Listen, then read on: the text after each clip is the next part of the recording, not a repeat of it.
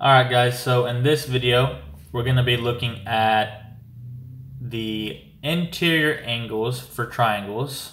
Alright, so that means the angles on the inside, interior means inside, and interior angles for triangles. And we're going to be looking at the fact that the interior angles for triangles sum to 180 degrees.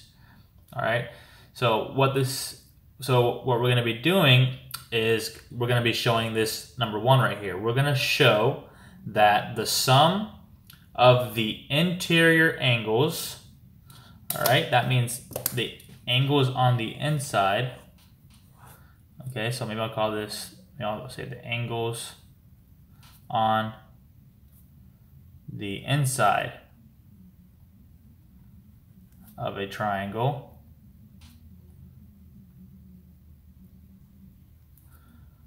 sum to equal 180 degrees.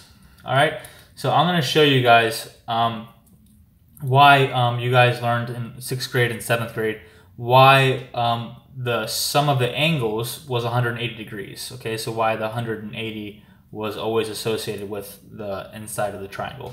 All right, so let's get started. All right, so I'm going to start this off by drawing two parallel lines. All right, so let's say we have this parallel line here. All right, I'm sorry, this line here, and then we'll say this line is, the next line I'm going to draw is going to be parallel to this line. So, all right, that should be okay. All right, so these two lines are parallel. All right, so now what I'm going to do is this. I'm going to end up drawing two transversals. But first, I'm going to draw one transversal.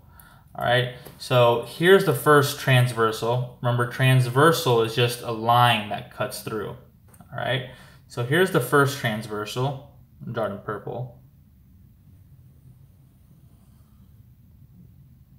All right, a little bit higher. All right, that should be okay. All right, now let's stop for a second and let's write some stuff about this transversal. Okay. And pretty much all that I'm gonna want for right now for this so far is, let's say that this angle here is x. Okay, this angle is x. Now, if you look back at the other videos, remember that we have corresponding angles are congruent, right? So as you can see here, this one is, this x right here, this angle is in like the top right of these two lines intersecting, right? It's like in the top right of this one. So that means the one corresponding to this one is going to be here.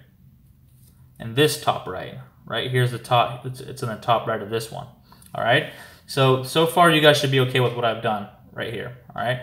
And what I'm also going to do is, not only am I going to write down the corresponding angles, but I also want to write down the vertical angles for each one. All right, so here we have this x right here, and the one vertical to this x is x, right? Vertical angles are congruent. That's why I can do this.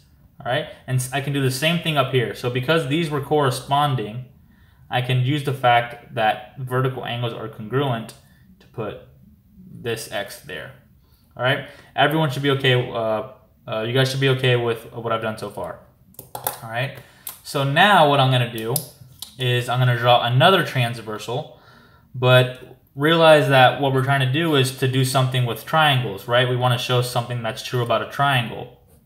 All right, so what I'm going to do here is I'm going to make it so that this transversal that I draw ends up drawing a triangle with this one. Ends up making a triangle inside the parallel lines. All right, so it'll look something like this. It'll look like that. All right, so here we have another transversal, okay? And what I'm gonna do here on this one is I'm gonna call this one y. I'm gonna call this angle y. I'm gonna do the same thing I did over here with the x's. So maybe I'll start off with vertical angles, right? So this is y, and since these are two straight lines right here intersecting, that means the angle vertical to it is congruent. So this is also y, all right? And now what I'm going to do is I'm going to do the corresponding part. So as you can see, is if you look here, this y is like in this y right here is like in the top left. All right, it's like in the top left of this one. Okay, so we have this, if this is the line, it's the y's in the top left. So if we come here, all right, that means this next y is also going to be in the top left. All right, so it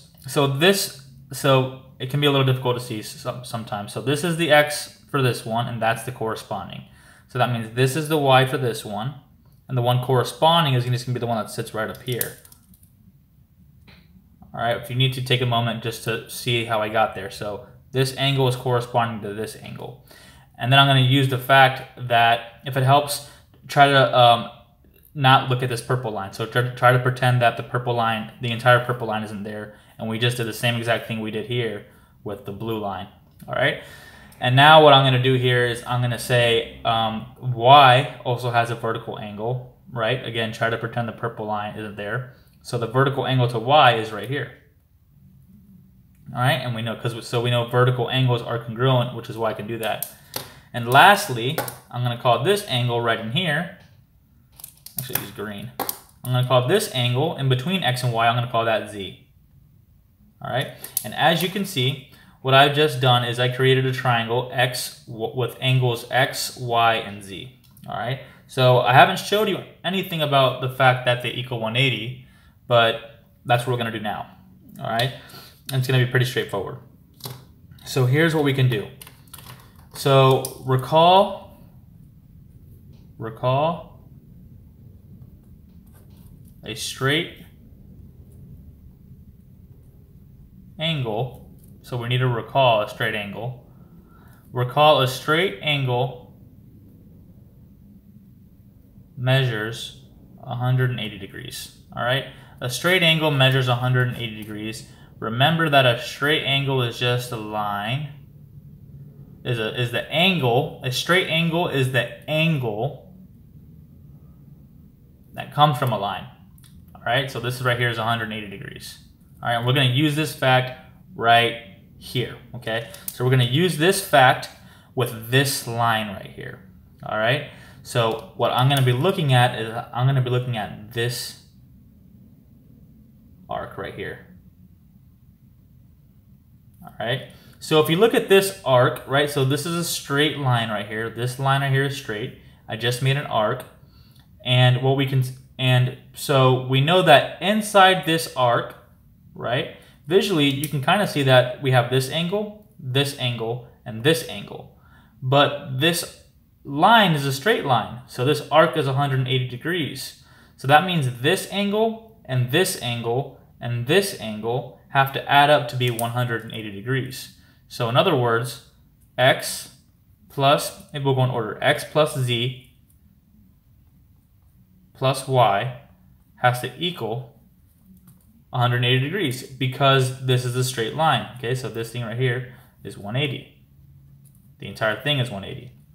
But now, since x plus z plus y has to equal to 180 degrees, and since this x is the same thing as this x, and since this y is the same thing as this y, then the x and the y's are going to be the same thing. So the same thing has to hold true for these angles also, because it's the same x's that we're using in this picture. So this x has to be this x, and this y has to be this y. And what we're saying from this part is x plus z plus y has to be 180. Well, if z, is an angle, and then you have x and y, which are equal to these down here, and x plus z plus y is 180 degrees, then that means this x plus this y plus this z is also 180 degrees.